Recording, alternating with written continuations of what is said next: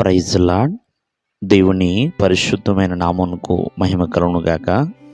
దేవుని పేరిట మీ అందరికీ హృదయపూర్వక వందనాలు. ఈ ఉదయకాలము దేవుని వాక్కులు విందాం. యెషయా గ్రంథము 52వ అధ్యాయము 9వ వచనము. యెహోవా తన జనులను ఆదరించెను, యెరూషలేమును విమోచించెను. ప్రియమైన వర్లారా, మన దేవుడు ఆదరించువాడు, విమోచించువాడండి. తన ప్రజలని తన యొక్క ఆదరణతో బలపరుస్తాడు.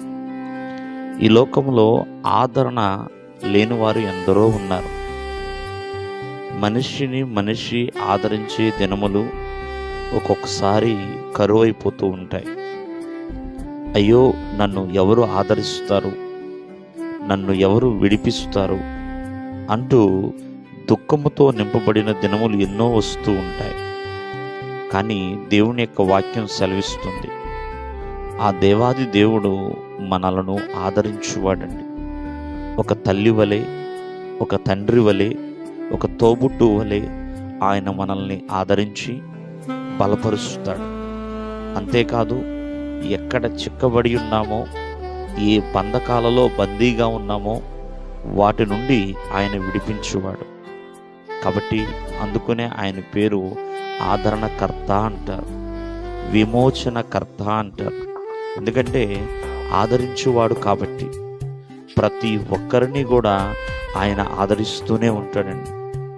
ఒక వ్యభిచారం చేస్తూ పట్టబడిన స్త్రీని ఎంతోమంది రాళ్లతో కొడుతున్నప్పుడు యేసుక్రీస్తు వారు మాత్రమే అడ్డుకున్నారండి.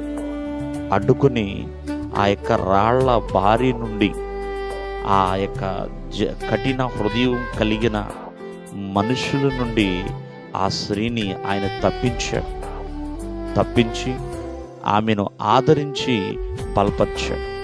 ఈ దినముందు జ్ఞాపకం చేసుకోండి, అటువంటి స్త్రీలని ఎవరు ఆదరిస్తారండి? అటువంటి వృత్తిలో ఉన్న స్త్రీలని ఎవరు విడిపిస్తారంటే నజరేయుడైన యేసుక్రీస్తు వారు ఆదరించువాడు, విడిపించువాడు. ఆయన ఎంత ఘోర పాపినైనా సరే ఆయన క్షమించడానికి సమర్థుడు. కాబట్టి ప్రతి ఒక్కరూ కూడా ఆదరించే దేవుడు నాకున్నాడు అని ఎల్లప్పుడూ ఆయన యందు విశ్వాసం ఉంచండి.